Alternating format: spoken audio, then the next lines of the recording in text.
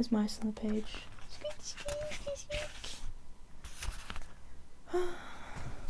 Okay.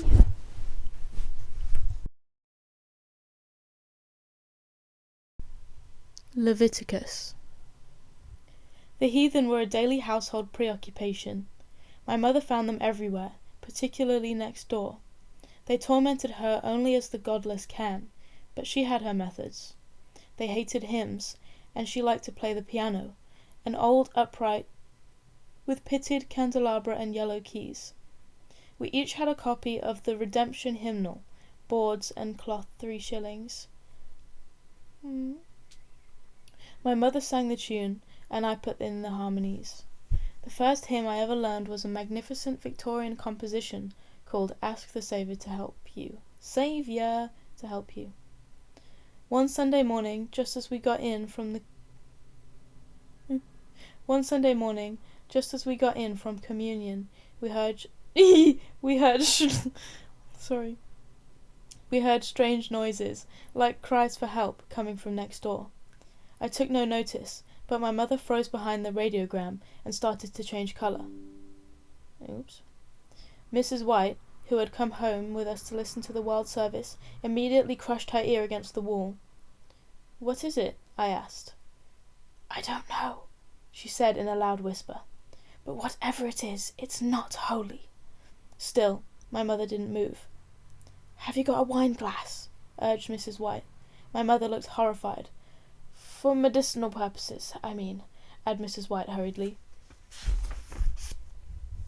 My mother went into a high cupboard and reached down a box from the top shelf. This was her war cupboard, and every week she bought a new tin to put in it in case of the Holocaust. Mostly it was full of black cherries in syrup and special offer sardines. "I never used these," she said meaningfully. "Neither do I," said Mrs. White defensively, clamping herself back against the wall.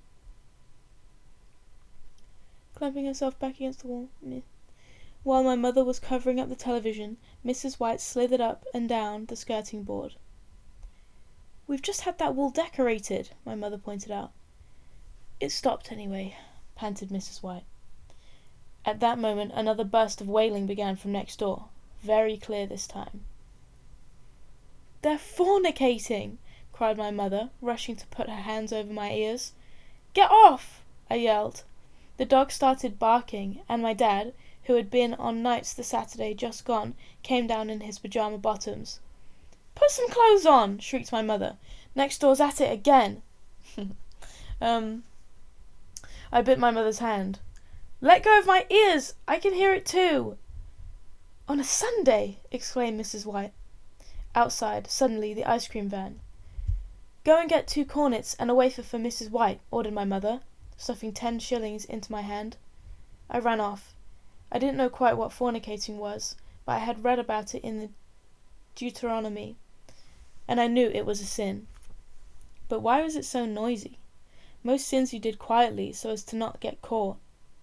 I bought the ice creams and decided to take my time. When I got back, my mother had opened the piano, and she and Mrs. White were looking through the Redemption Hymnal. I passed round the ice creams. "It stopped," I said brightly. "For the moment," said my mother grimly. As soon as we had finished, my mother wiped her hands on her apron. "Ask the Saviour to help you. We'll sing that. Mrs. White, you be the baritone." The first verse was very fine, I thought. Sophie, I could sing this, but I don't know if I'm going to. Yield not to temptation. Right, no. Yield not to temptation, for yielding is sin. Each victory will help you some other to win. What the fuck? Each victory will help you some other to win. Fight manfully onwards, dark passions subdue. Look ever to Jesus, he will carry you through. The hymn had a rousing chorus that moved my mother to such an extent that she departed entirely from the notation of the Redemption Hymnal, and instead wrought her own huge chords that sounded the length of the piano. No note was exempt, By the time we got to verse 3, next door had started to bang on the wall. "Listen to the heathen," my mother shouted jubilantly, her foot furious on the hard pedal. Jubilantly. "Sing it again." And we did, while the heathen, driven mad by the world, rushed away to find what blunt instruments they could to pound the wall from the other side. Some of them ran into the backyard and yelled over the wall, "Stop that bloody racket!" "On a Sunday too," tutted Mrs. White, aghast. My mother leapt from the keys and rushed into our backyard to quote the scripture. She found herself staring at the eldest son, who had a lot of spots. "The Lord help me," she prayed, and a piece of Deuteronomy flashed into her mind. "The Lord will smite you with the boils of Egypt, and with the ulcers and the scurvy and the itch of which you cannot be cured." Revised Standard Version. Then she ran back inside and slammed the back door. "Now then," she smiled, "who's for a bit of dinner?" My mother called herself a missionary on the home front. She said that like the Lord hadn't called her to the hot places, like Pastor Spratt and his Glory Crusade, but to the streets and the byways of Lancashire. "I have always been guided by the Lord," she told me. "Look at my Wigan work."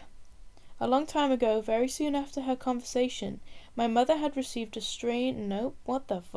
long time ago, very soon after her conversion, my mother had received a strange envelope, postmarked Wigan. She had been suspicious, knowing how the devil tempts the newly saved. The only person she knew in Wigan was an old flame, who had threatened to kill himself when she married another. "That's up to you," she had said, refusing to correspond. Eventually curiosity got the upper hand, and she tore open the envelope. It wasn't from Pierre at all, but from one Eli Bone, Reverend, of the Society for the Lost. The crest on the paper was a number of souls gathered round a mountain, with a little arch of text underneath. "Fastened to the rock," it said. My mother read on. Pastor Spratt, leaving Wigan on his way to Africa, had recommended my mother to the society. They were looking for a new treasurer. The last, Mrs. Maud Butler Richards, had just got married and was moving to Morecambe. She would be opening a guest house for the bereaved, with special rates for all those who worked for the society. "A very attractive offer in itself," reminded the Rev.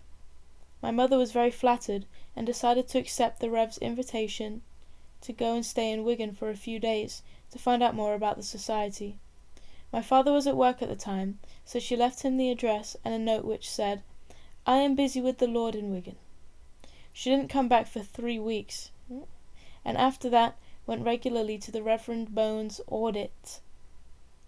To the Reverend Bones to audit the accounts and campaign for new members. She was a good businesswoman, and under her direction the Society for the Lost almost doubled in membership. Every subscription form carried with it a number of tempting offers, discounts on hymn books, and other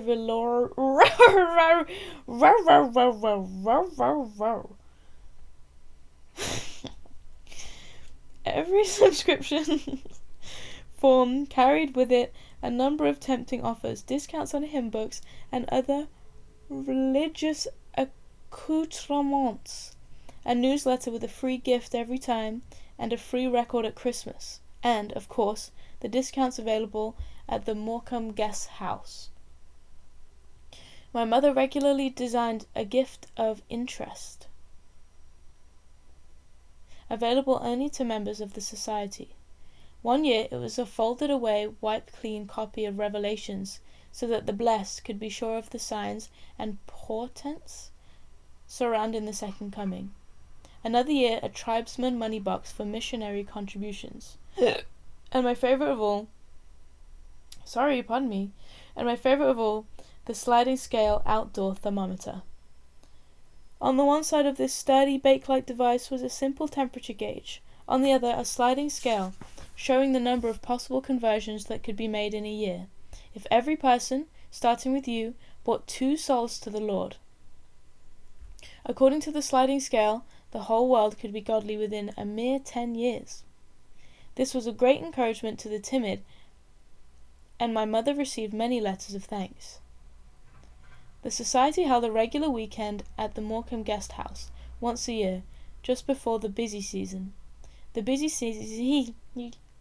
season being around Easter, after malingering illnesses contracted during the harsh winter. Of course, there was sometimes an unexpected spate in January, but it's surprising how long people hang on, once they know it's the end. My mother, who has always been interested in the end, personal and general, had a friend who used to make the most of the wreaths. Wow! I had a friend who used to make most of the wreaths. What the fuck? I don't even have my retainer in.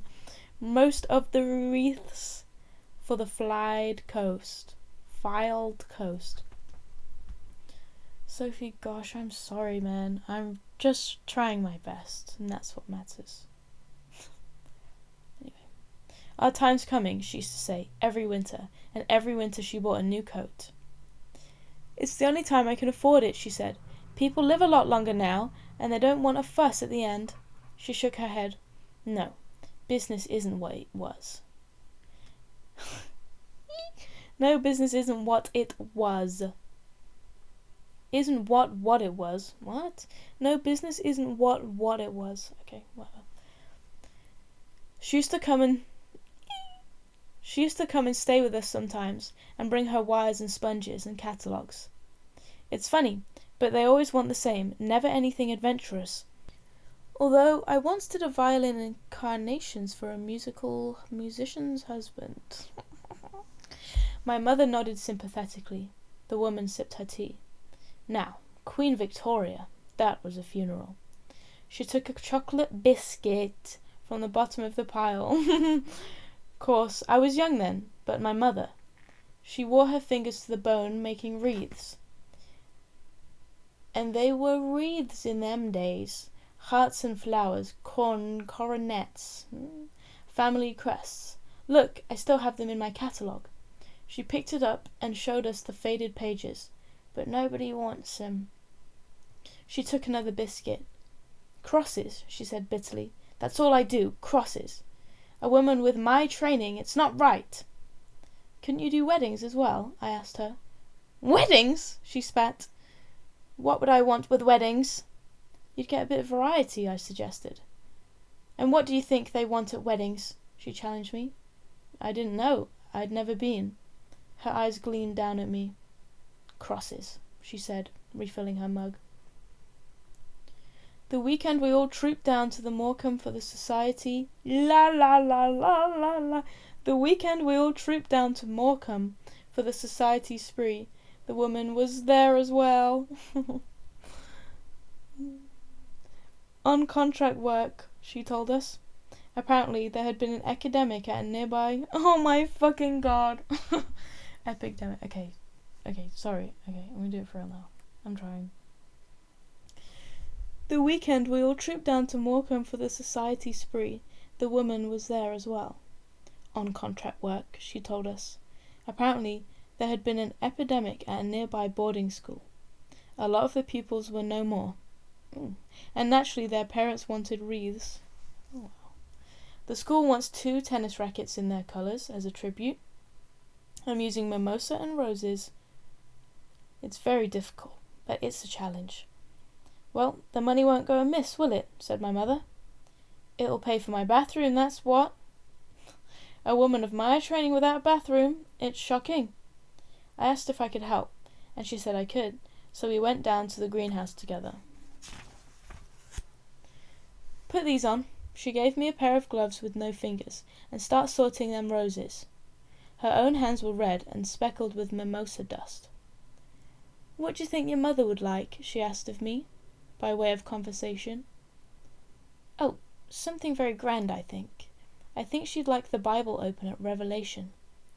Well, we'll see, said the woman. The woman and I got on very well. Years later, when I was needing a Saturday job, she helped me out. She had gone into partnership with an undertaker, so they could offer the whole package at special rates. "It's a cutthroat business," she told me. They got a lot of work between them and usually needed an extra hand. I went along to help with the laying out and makeup. At first, I was very clumsy. I used too much rouge and smeared it down the cheekbones. "Show some respect," said the woman. "The dead have their pride." We always had a checklist with the burial instructions, and soon this became my particular task. I went round making sure that the dead had everything they wanted. Some just asked for a prayer book or their Bible or their wedding ring, but some were positively Egyptian. We did photograph albums, best dresses, favourite novels, and once someone's own novel. It was about a week in a telephone box with a pair of pajamas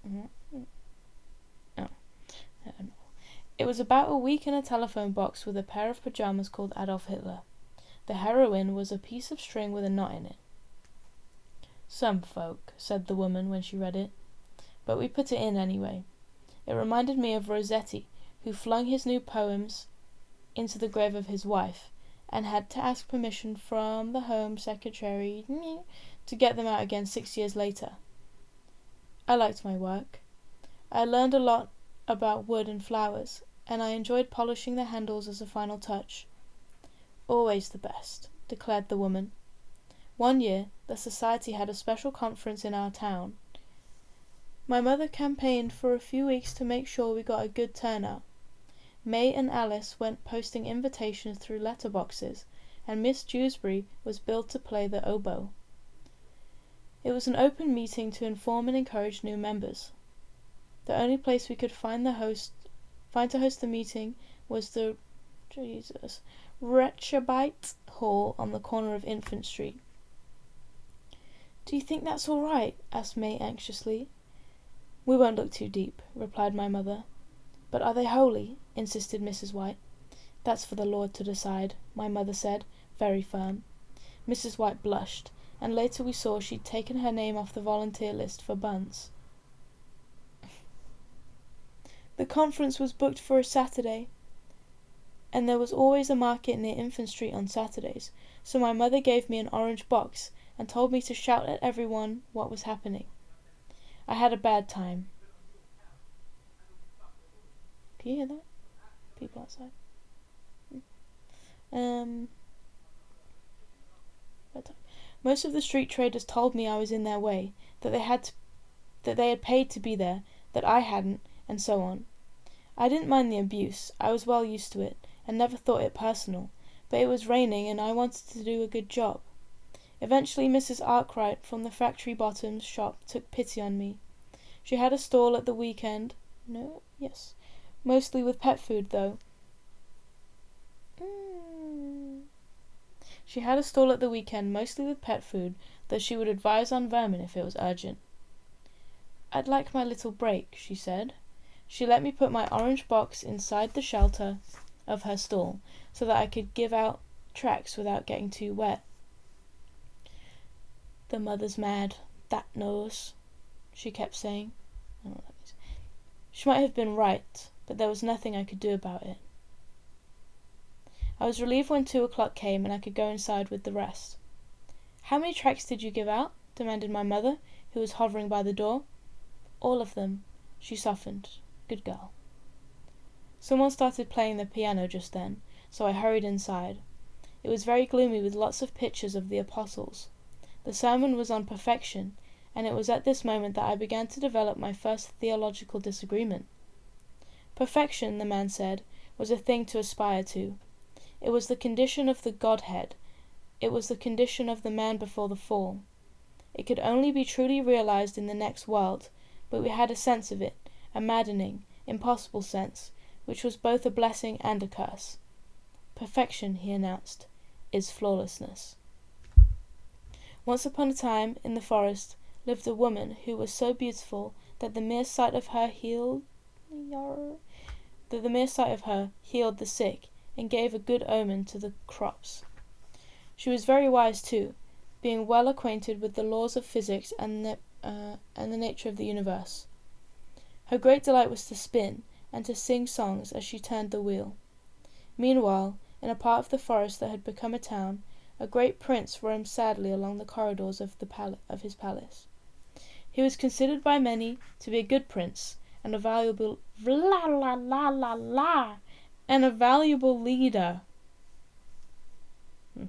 He was also quite pretty, though a little petulant at times. As he walked, he spoke aloud to his faithful companion, an old goose. "If only I could find a wife," he sighed. "How could I run this whole kingdom without a wife?" "You could delegate," suggested the goose, waddling beside as best she could. "Okay." It's me being a goose. "Don't be silly," snapped the prince. "I'm a real prince." The goose blushed. "Goose! The problem is," continued the prince, "there's a lot of girls, but no one who's got that special something." "What's that, then?" panted the goose. The prince gazed into space for a moment, then flung his body to the turf.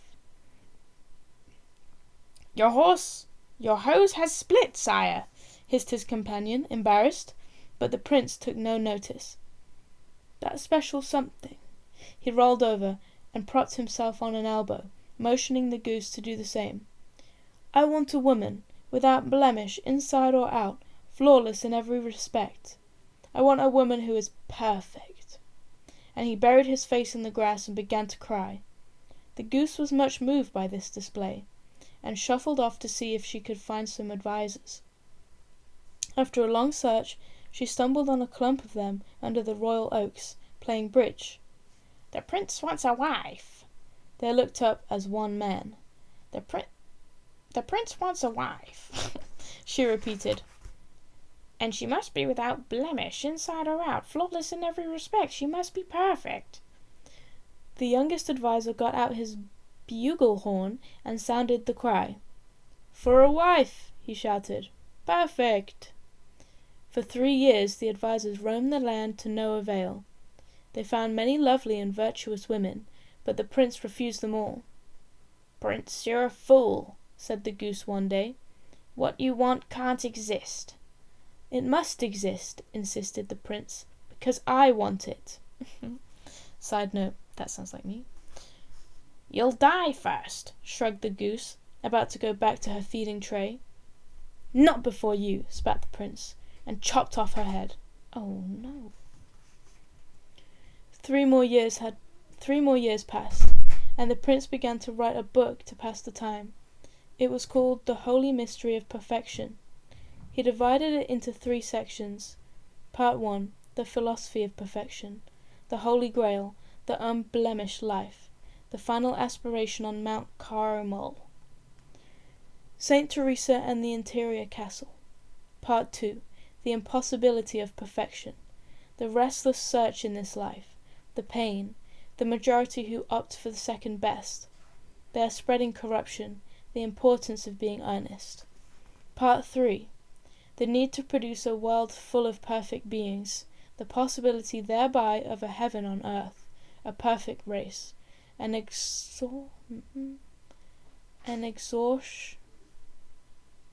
exhortation to single-mindedness.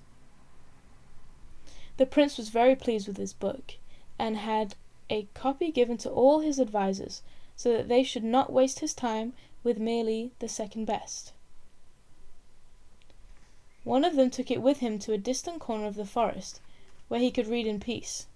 He was an academic, and the prince had a very dense prose style. While he was lying under a tree, he heard the sound of singing coming from somewhere on the left. Curious, and a music lover, he got up to find out who was making the noise. In a clearing, there was a woman spinning thread and accompanying herself with a song. The adviser thought she was the most beautiful thing he had ever seen. "And she can sew," he thought. He went up to her, bowing as he came. "Fair maid," he began. "If you want to chat," she said, "you'll have to come back later. I'm working to a deadline." The adviser was very shocked. "But I am royal," he told her, "And I am working to a deadline," she told him. "Come for lunch if you want." "I'll be back at noon," he answered stiffly, and marched off. Meantime, the advisor questioned whoever he met about the woman. How old was she? Who were her family? Did she have any dependents? Was she clever? "Clever?" snorted one old man. "She's perfect." "Did you say perfect?" urged the advisor, shaking the old man by the shoulders. "Yes!" cried he. "I said perfect!" As soon as it was noon, the advisor banged on the door of the woman's house. "It's cheese soup," she said, and let him in. "Never mind that," he retorted. "We've got to get you moving. I'm taking you to the prince." "What for?" asked the woman, ladling out her own soup. "He might want to marry you." "I'm not getting married," she said. The advisor turned to her in horror. "Why not?" "It's not something I'm very interested in. Now, do you want this soup, or don't you?" "No!" shouted the young man. "But I'll be back." 3 days later, there was a great commotion in the forest. The prince and his retinue were arriving. The prince himself had lost the use of his legs from sitting still so long, and had to be carried in a litter. At the sight of the woman, who was sitting spinning, just as before, he had leapt from his pallet, crying, "I'm cured! She must be perfect!" And he fell on his knees and begged her to marry him. The court turned to one another, smiling. They could stop all this nonsense now, and live happily ever after. The woman smiled down on the kneeling prince and stroked his hair. "You're very sweet, but I don't want to marry you."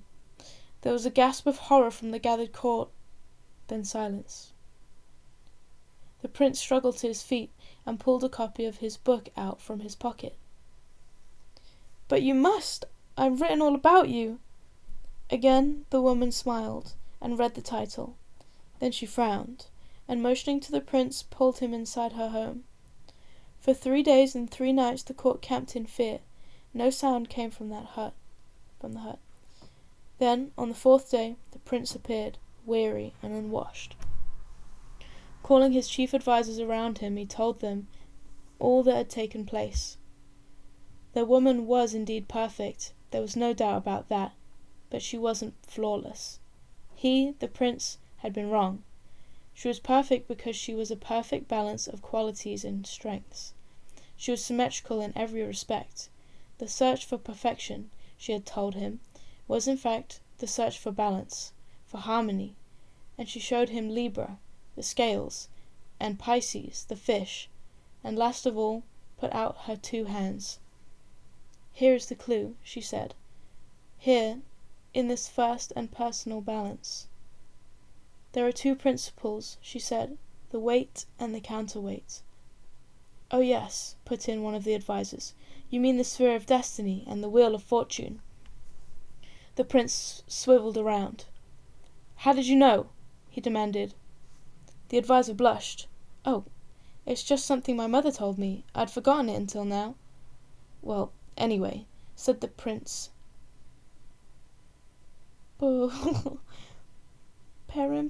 I don't know what this word is. Peremptorily.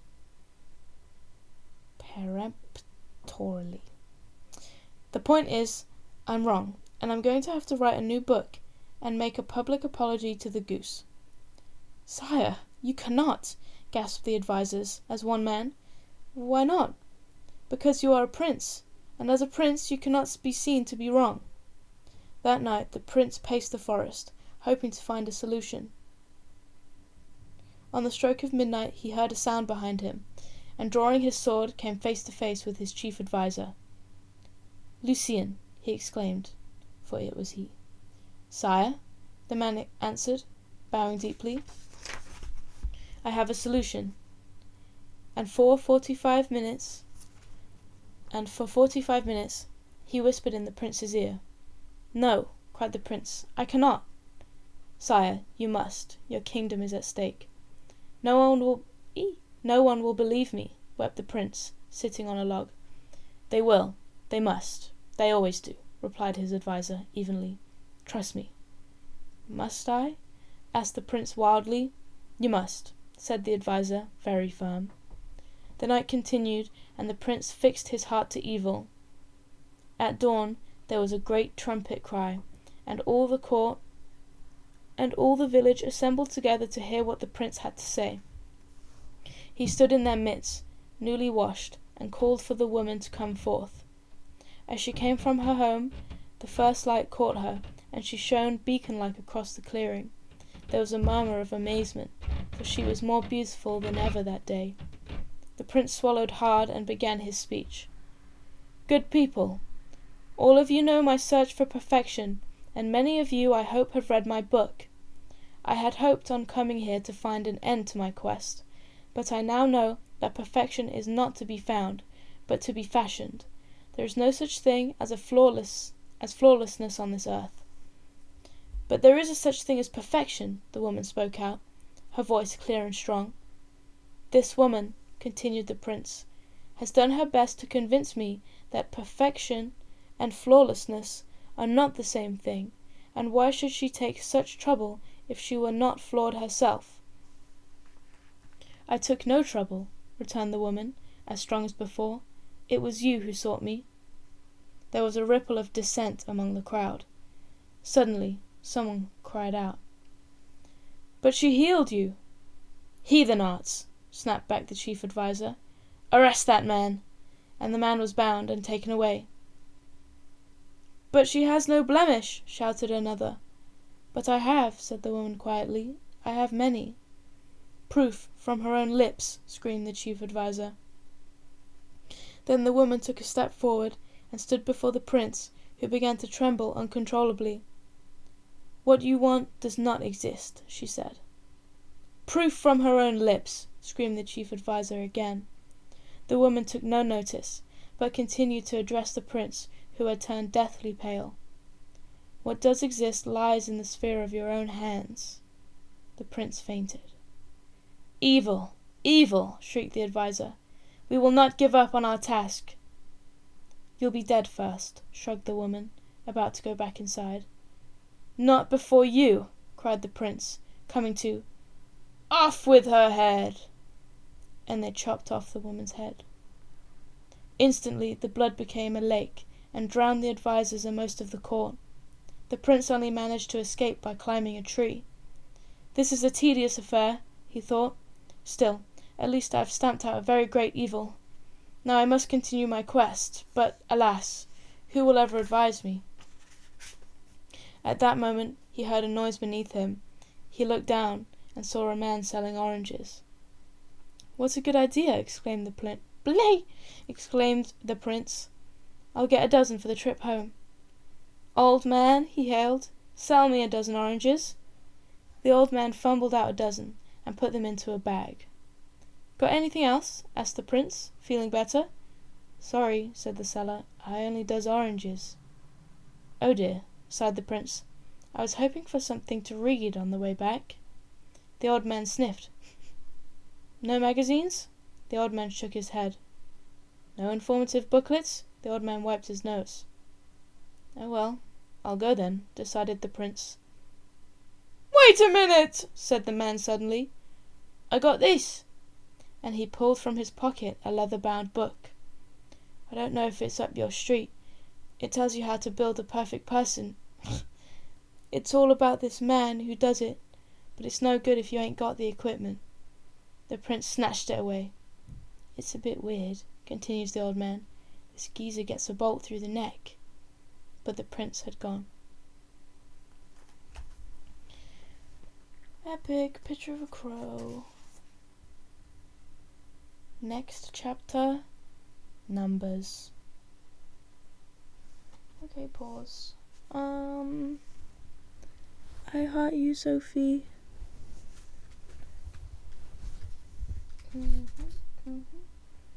Really trying to do my best to read all of this for you, but it's tricky, and you're leaving so soon, and that makes me weary. But I really like you, and I know it will be okay. So, yeah. Okay, bye.